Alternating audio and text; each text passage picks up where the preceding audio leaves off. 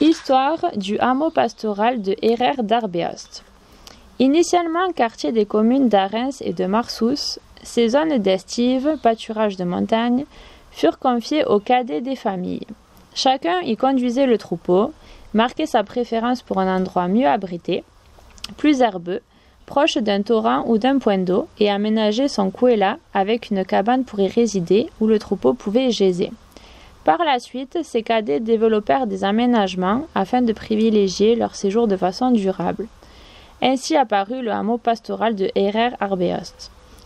Jusqu'au jour où les cadets d'Arbeost et leurs familles, conscients de former une communauté à part entière, tentèrent d'obtenir leur séparation des deux communautés d'origine, Arens et Marsous. Après 5 années de péripéties, en 1743, l'évêque de Tarbes, Monseigneur Beaupoil de Saint-Aulaire, par ordonnance, érige la communauté d'Arbeost en paroisse autonome, suivi le 17 juillet 1943 par arrêt du Conseil d'État qui crée la communauté séparée d'Arbeost-Herrera.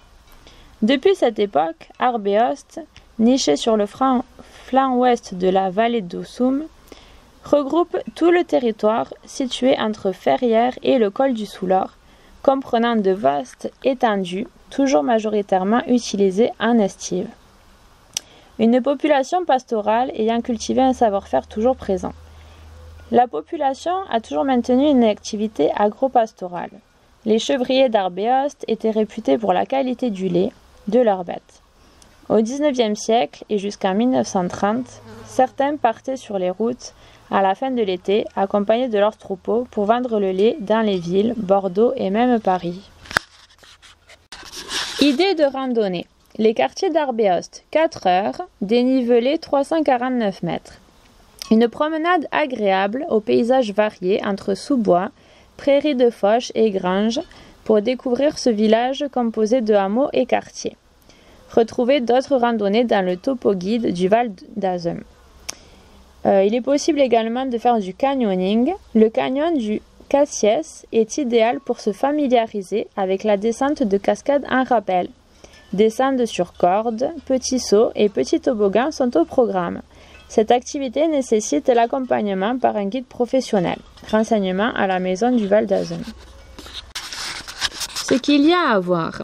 Au rythme des saisons. Avant tout éleveur de vaches, brebis, chèvres, chevaux, les habitants d'Arbeost vivent au rythme des saisons et de leurs troupeaux. L'hiver, les animaux séjournent dans les étables et les bergeries au cœur du village en attendant le grand réveil du printemps.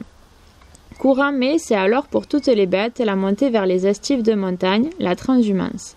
On les trouve alors sur les pans du Soulor et dans le cirque du Litor, non loin des granges et abris de traite. Les troupeaux recevront alors quotidiennement la visite des bergers pour la traite ou pour assurer leur surveillance. Le fromage.